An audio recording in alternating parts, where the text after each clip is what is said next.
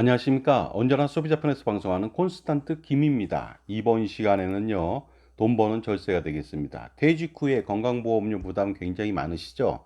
퇴직 후에, 은퇴 후에 건강보험료를 줄이는 5가지 방법에 대해서 말씀 나누겠습니다. 우선 2024년도 3월달 현재 건강보험 대상자를 한번 파악해 보도록 하겠습니다. 우리나라 인구 거의 전부 다죠. 그래서 전체적으로 5,141만 7천 명이 가입을 했고요.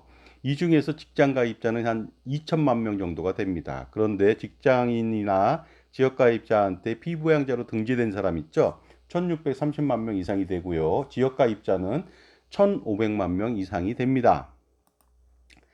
자, 그런데요, 기본적으로 보험료를 어떻게 산정하냐면요, 사업장 가입자, 근로자인 경우를 말하는 것이 되겠습니다. 건강보험료는요, 보수월액 곱하기 건강보험료율 2024년도 기준이 7.09%입니다. 이렇게 해서 내는데요, 만약에 100만 원이라면 7만 원 정도를 내겠죠. 그러나 근로자는 50%만 내죠. 사용자가 또 50% 내게 돼 있습니다. 그러므로 100만 원일 때는 한 3만 5천 원 정도를 낸다고 보시면 되겠습니다. 그리고 거기에다가 장기 요양보험료를 내야 되는데요. 이것은 간단하게 말씀드리면 건강보험료에다가 곱하기 건강보험료율 7.09%분의 그 다음에 장기 요양보험료율 0.9182%를 나눈 것으로 해서 곱해주면 되겠습니다. 결과적으로 약 12% 이상이 좀 되겠죠. 자, 그리고요, 보수월액은 무조건 많이 받는다고 다 잡아주는 건 아닙니다. 하한하고 상한이 있거든요. 그래서 보수월액이라고 하는 것은요, 직장 가입자가 당해년도에 받는 보수 총액을 근무 월수로 나눈 금액이 되겠습니다. 그래서 월별 보험료 상한액이라는 게 있습니다. 그래서 월별 보수월액 상한액이 최고로 연봉을 많이 받더라도 1억 1,900만 원까지만 인정하겠다는 것이죠. 따라서 1억 1,900만 원 받는 사람은 매월 848만 원 정도의 건강보험료를 내야만 합니다. 엄청나지 않습니까? 그리고요, 하한액도 있습니다. 보수월액 하한액은 27만 9천 원 정도가 됩니다. 그러다 보니까 그 월별 보험료는 19,780원 밖에 되지 않습니다. 그 정도로 하면은 이 많이 내는 사람하고 적게 내는 사람의 차이는 무려 428.78배나 됩니다. 그러나 둘 다 똑같이 의료 혜택은 동일합니다. 그러니까 428.78배를 더 내더라도 그보다 적게 내는 사람하고 동일한 의료 혜택을 받는다는 뜻이 되겠습니다. 자, 그런데 근로자가요, 보수의 소득이 있는 경우도 있겠죠. 이랬을 때도 또한 건강보험료를 부담해야만 합니다. 그래서 연간 2천만 원을 초과하는 금액에 대해서는 건강보험료를 부과합니다.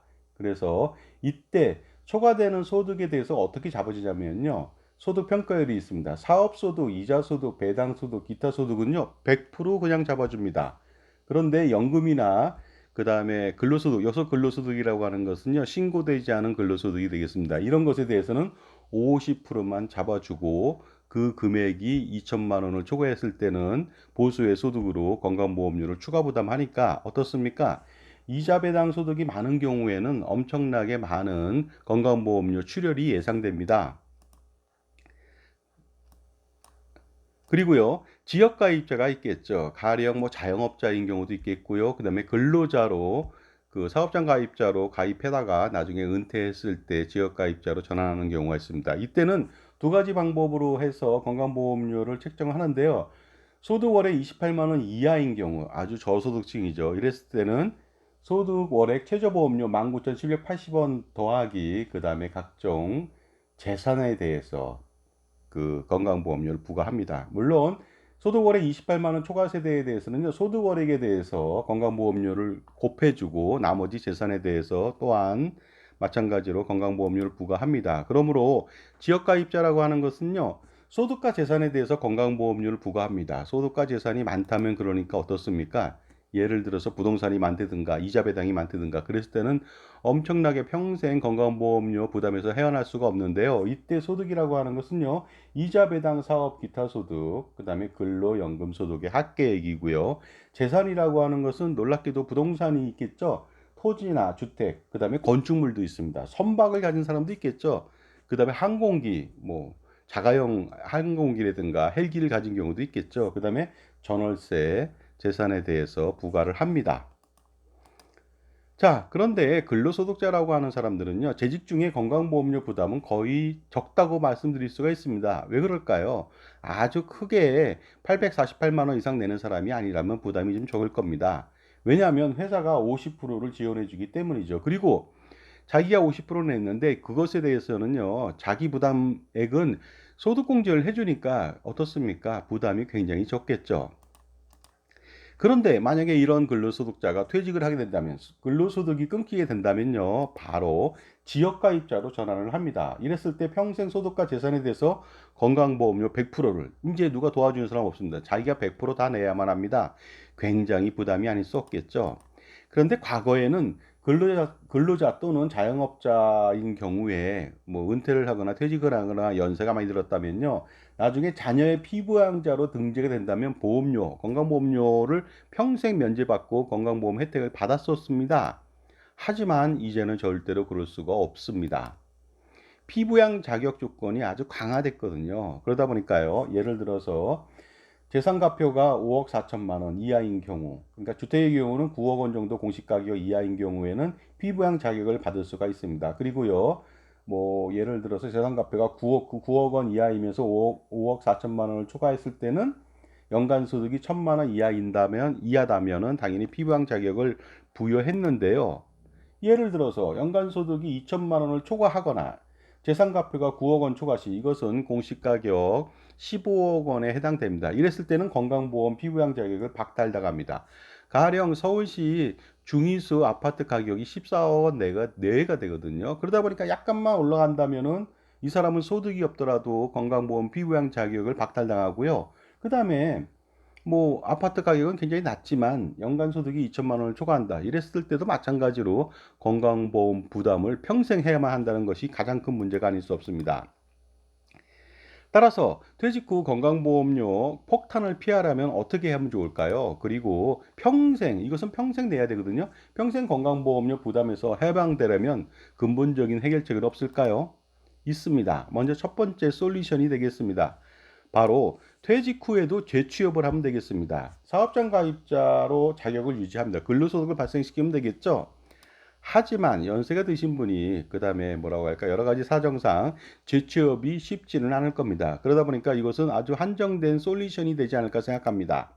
그리고 근로자가 아니고 사업자가 되는 경우도 있겠죠. 퇴직 후에 뭐 커피숍을 만든다든가 운영한다든가 뭐 호프집을 한다든가 아니면 제과점을 한다든가 여러 가지가 있습니다. 사업자가 된다면 지역가입자로 건강보험료 폭탄이 예상이 됩니다. 물론 그러다 보니까 이것은 해결 방법이 못 되지만 그럼에도 불구하고 노후에 근로를 하겠다, 사업을 하겠다 이랬을 때는 문제는 되지 않을 것 같습니다. 두 번째 솔루션이 있습니다. 바로 건강보험도 이미 계속 가입자를 신청하게 된다면 놀랍게도 지역가입자로 전환되지 않습니다. 그래서요, 최종 근로소득자로서의 건강보험료하고요, 그 다음에 지역가입자로서의 건강보험료 중 비교해서 적은 금액으로 건강보험료를 납부할 수는 있습니다. 그렇게 된다면요, 지역가입자가 안 될 수 있겠죠. 하지만 이건 문제점이 있습니다. 3년 동안만 가능하고요. 그 다음에 3년 동안 내는 건강보험료는 전부 다 누굽니까? 자기가 100% 부담해야 되는 문제점이 있겠죠. 그러다 보니까 이것은 근본적인 해결책이 되기는 좀 힘들 것 같습니다. 세 번째 솔루션은요, 자녀의 피부양자로 등재되면 되는데요. 이건 아주 근본적인 문제 해결이 되죠. 하지만 소득과 재산이 있는 경우는 불가능하다.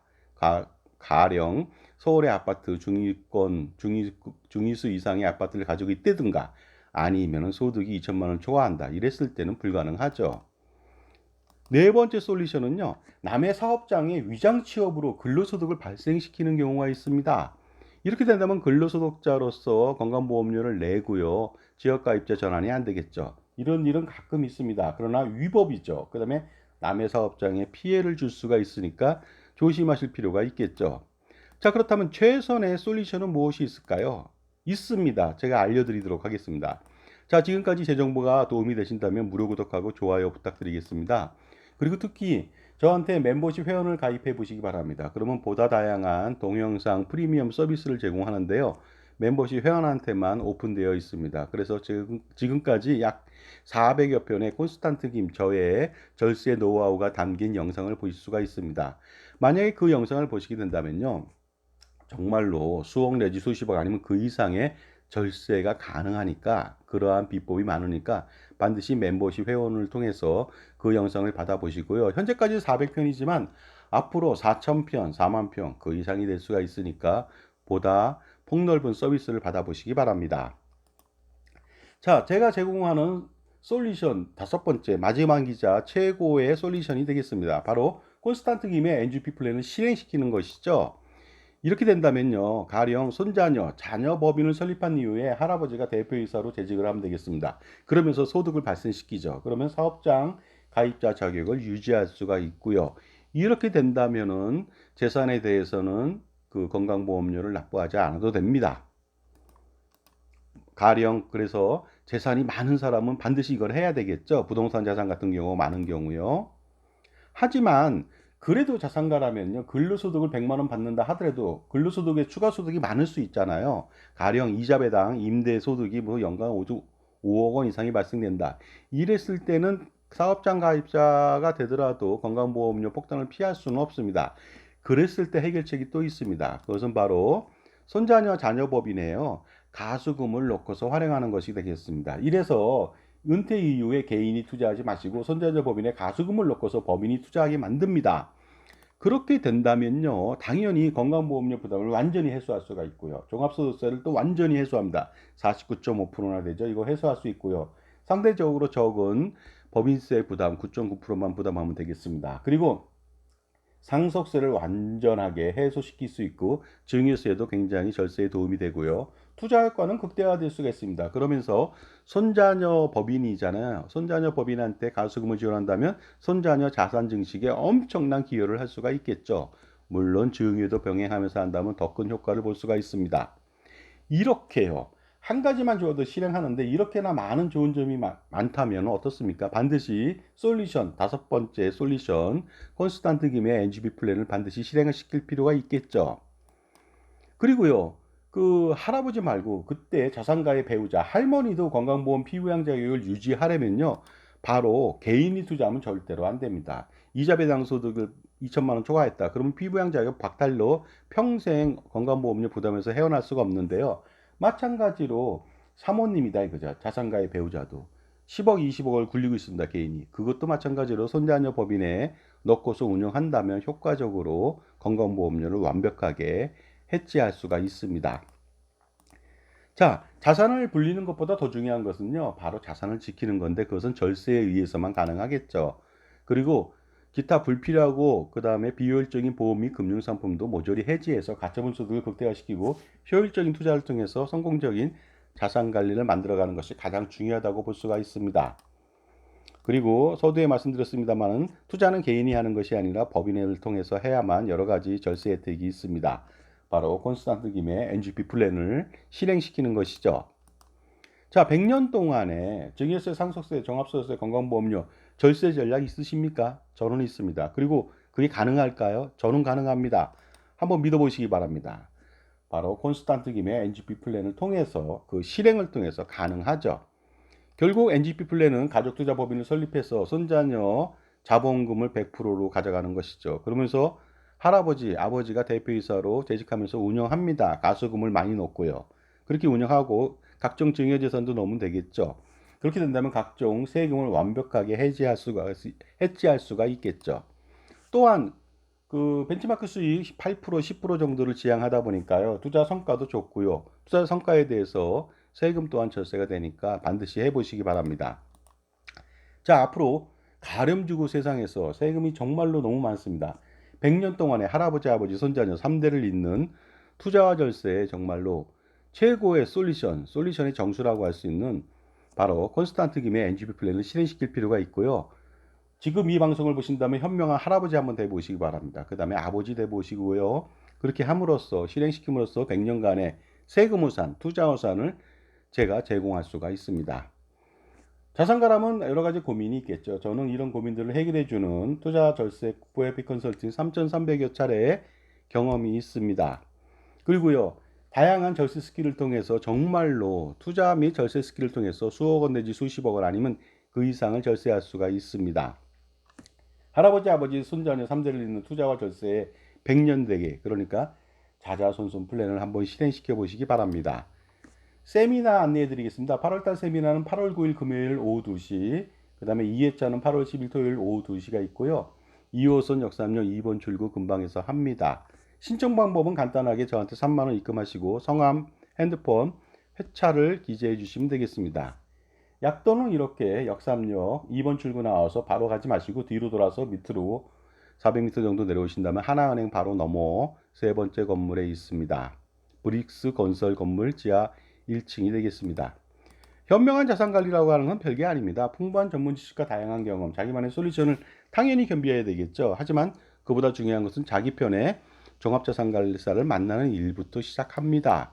왜냐하면 모든 성공의 성패의 요인은 인간관계나 자산관리나 사람을 누구를 만나느냐 여기에 따라 달려 있거든요. 백문이 불여일견이라고 했습니다. 이제는 백기연이 불여일행입니다. 부뚜막에 소금도 넣어야 짜죠. 따라서 NGP 플랜을 한번 실행시켜 보시기 바랍니다. 그 기대 효과는요, 놀랍게도 해마다 느끼실 겁니다. 상상 그 이상입니다. 그 이상을 초월하게 되겠죠. 따라서 반드시 NGP 플랜을 통해서 성공하는 자산관리 만들어 보시고 3대에 걸쳐서 자자손손 플랜 100년 대계를 확실하게 챙겨 보시기 바랍니다. 자, 지금까지 퇴직 후 은퇴 후 건강보험료를 줄이는 건강보험료를 절세할 수 있는 방안들 그 솔루션 5가지에 대해서 알아봤습니다. 감사합니다.